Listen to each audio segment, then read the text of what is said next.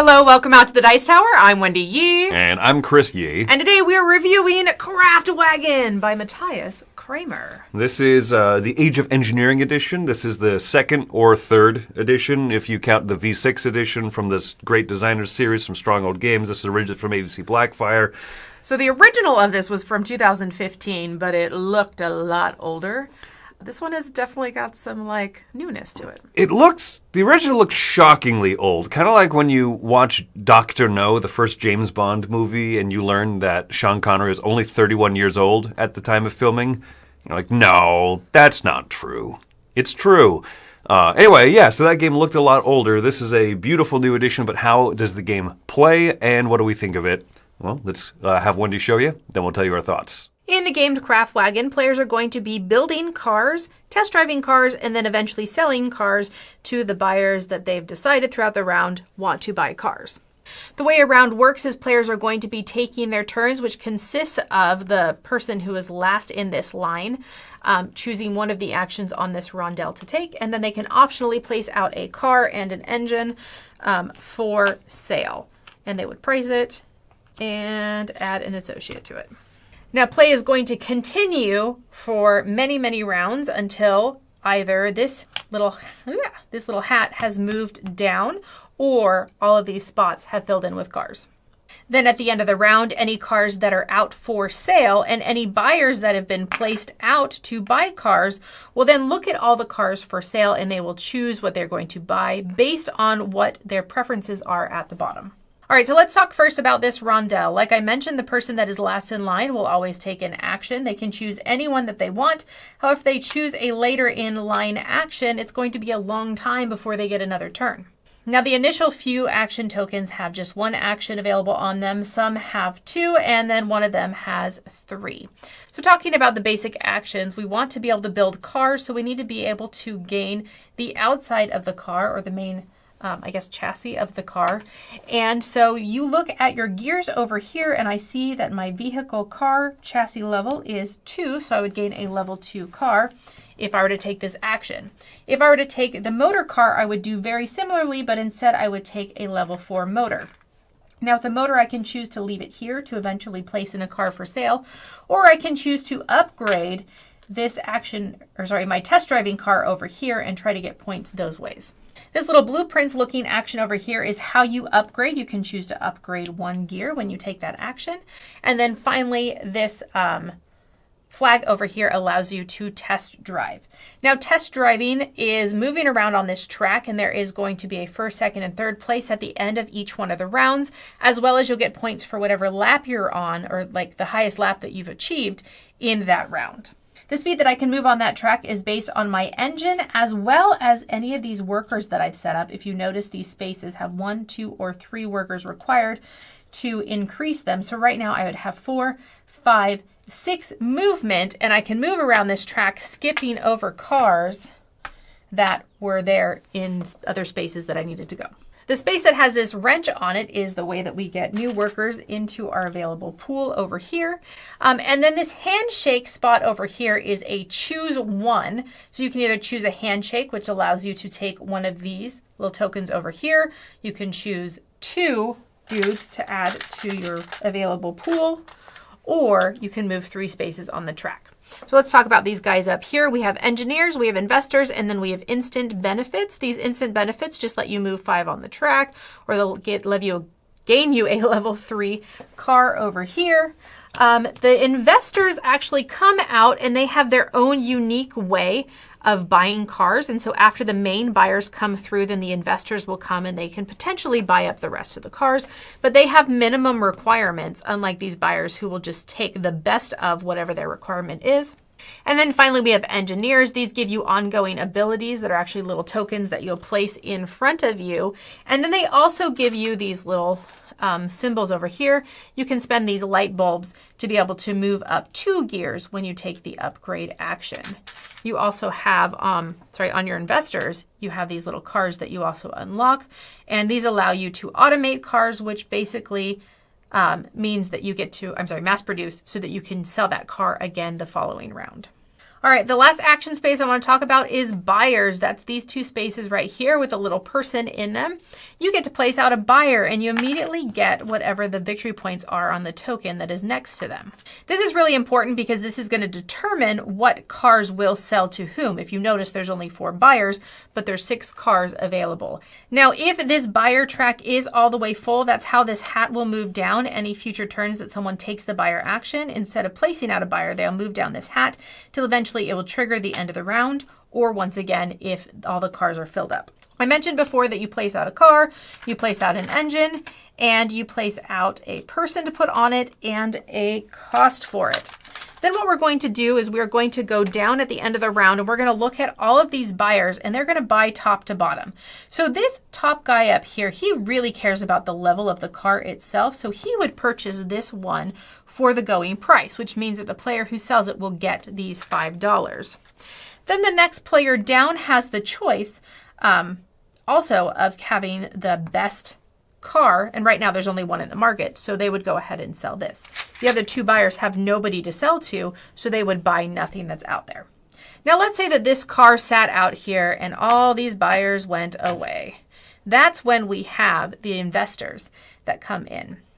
Now this investor particularly is going to buy the lowest price car for a person that has an engineer that currently has one of those tokens on it. So if I had an engineer with one of these light tokens that I have yet to spend, then I could sell this car to this investor. However, if I don't have that, this investor is not interested. One last thing I want to mention over here is these are just first time, first serve bonuses. So as you receive and meet these objectives, you can gain these little extra bonuses as well. So the main way to get points in this game is the prices that you set for your sold cars, placing out little buyers over here, these objectives that you're meeting, and then finally this racetrack and whoever's first, second, and third place. And that is a brief overview of how you play Kraftwagen.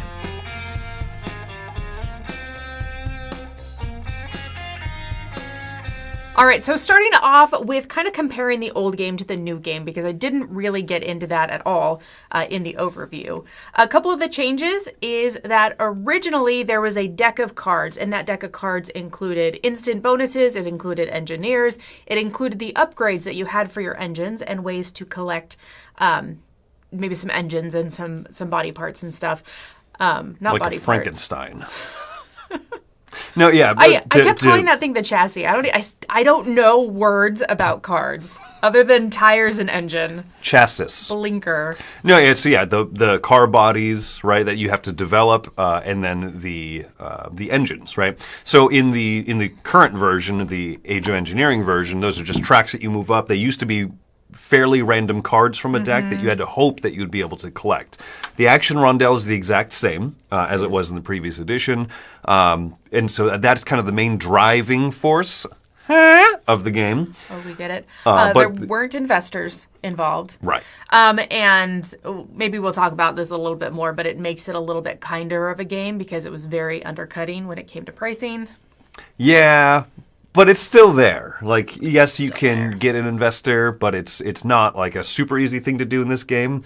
And I think that the core tightness of the game absolutely still exists. Mm-hmm. So, yeah, anything else you want to kind of compare to the original, besides the fact the original was butt ugly, stark, really sterile looking? You know, it had an interesting look that it went for. So the cover is beautiful in the original, but I pulled it up and the actual game board, I was like, oh, I forgot it was so bad. So bad. Anyways. So Spartan, one might say. So, I mean, I guess the other thing that's a benefit for this is just the general production quality. Really nice high quality pieces. Those action little rondelle things, so nice. I wish the money, like the little coin, the dollar bills that you get, I wish they were a little bit thicker. They're kind of a thin, a little hard to pick up off the board.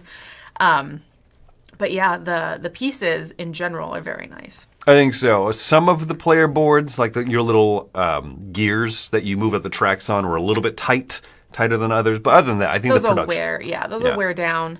I think the production on this is really gorgeous, and I think it's nice that there's an elegant edition of this game out, because I do consider this to be a pretty elegant game. It is a cutthroat business game. Yes, it's fun to move around that rondelle and get cool things, right? It does the kind of Tokaido, or what Tom calls the ratchet mechanism. But yeah, just whoever's furthest in the back goes. I love games that do that. I love games that create that tension of, I really want that action multiple spaces ahead. Am I willing to let my opponents get all these benefits along the way? Or do I think that if I slow roll it, that they won't take that before it's my turn again? Well, I think that rondelle creates an interesting challenge too, because some of the actions have 2 or 3 actions included in them and some are just 1. So it's a lot easier to skip over 3 single action discs than it is 3 double action discs, and so it changes as it goes. But then if you skip over too many single actions, the person last place goes chomp, chomp, chomp, chomp, chomp, chomp, chomp, and I now get to take a double action. It's a great feeling in a multiplayer game. One of my biggest complaints about this is that I completely hate this game at 2 players. I think that rondelle, the last person goes kind of thing, there's too many feel bad moments. There's too many moments that feel like I do not have a good choice here. To either slow roll and let my opponent take a greater thing, or to jump forward and then my one opponent gets every action that I'm passing over. Right, because there are those moments where you're like, I have to be able to upgrade my engine. I have to be able to get a chassis. How'd you pronounce it? Chassis. Chassis. Yeah. It is chassis. I was joking. It's not chassis. Chassis. I have to be able to get a chassis to be able to sell a car. So I have to be able to do these particular things. And if I just move one space so that you can't get more, then I just won't ever be able to get that because you're going to take it. And then it's like 7 more actions down the road before it pops out again. Yeah. Before it appears. So I think that the 2-player game exacerbates the meanness and the tension that comes behind those actions. And I think for some people, they will love that. I think so. It will feel very head-to-head. It will feel very much like, okay, if I do this, you're going to do this, I'm going to do this.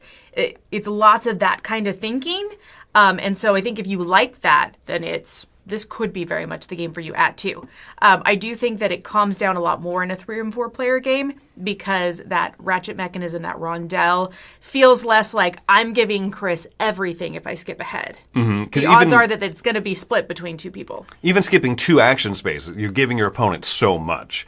Whereas, yes, in a 3-4-player game, I think that this game's phenomenal. I love that tension. And that also speaks to the other part of the game. So there's the action phase, and then at the end of the round, you sell your cars. Mm-hmm. I think that the 4 axes upon which consumers will buy cars in this game are all very brilliant, right? Best engine, best car, body, chassis, or whatever, cheapest price, and most salesmen. And I think that's really neat because you need to put the cars out there at prices that you think you'll get the most out of, but then you also need to prime the consumer base. You need to market to the right type of people. Mm-hmm. And that's going to have some familiar notes to games like Food Chain Magnate, but I think that there's also a little bit more wiggle room in this game, right? But you will definitely get shut out of some sales that you thought you were locked in on because of the priority order that people sell, or that people buy cars from the market. Which is the benefit of the investor. So that new investor mechanism that was added in, they're basically like people that will buy up leftover cars, but you have to meet certain objectives. So it's not like they'll buy up everything that's left over, but very specifically, it's like, do you have 2 engineers that haven't been, their light bulbs haven't been spent yet?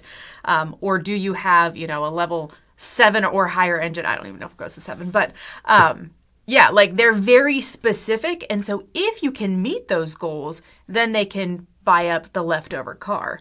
But if you don't meet those goals, then they just aren't interested. They're not willing to invest in you. And with that, you also have that automation token where if a car doesn't get bought this round, it can just kind of stay out next round. And so that's nice as well. That comes with those investors. A few little changes that make the game still... It's just a little bit kinder. Yeah, still business cutthroat, but yeah, a little soft around the edges without, I think, taking away the bite. Would you say that this has a similar selling feel to Smartphone Inc.? Yeah, exactly. That's kind of the comparison that I think of immediately. I think that's a stronger direct comparison. But I think this is a lighter game than that. Yeah.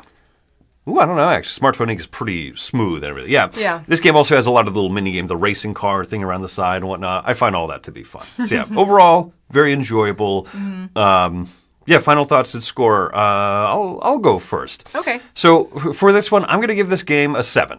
I like it. I have a lot of fun with it. It does still feel a bit dated, right? And for me, a huge part of the two-player game not being very fun. That's very important, but I'm not going to let it drag down my score of the overall product, because not every game needs to be good at every player count, right?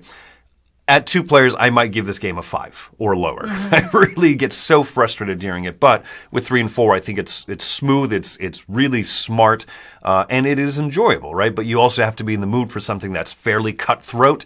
And like Smartphone Inc. is a good comparison, but this one feels like you really get under each other even more. I think it's a smart game. I enjoy the rondel a lot. Feels a little bit dated. There's a lot to explain for a game that is pretty smooth. So in the end, it's a 7 for me. I'm definitely recommending it. Okay, I'm also going to come in at a 7 with this. It is a recommendation. This is something that I would play again. I don't like the 2-player version, but I think I like it a little bit more than you. I get less frustrated with it. It's an interesting challenge, but it's not something I want to come back to every single day. But I do think that the rondel system, I mean, this was the first time I ever experienced that system, was playing the older version of this. And I think that it's very clever. I think it still holds up. I like that you can try to lean in a couple different strategies, but at the end of the day, you have to sell cars.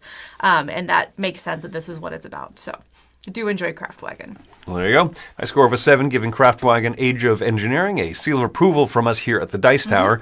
Have you played this one or the original one? Let us know below what you think about it. Does this one look a little nicer? Like a little nicer? All right, anyway, my name is Chris Yi. I'm Wendy Yi. And have fun driving. Shifting gears.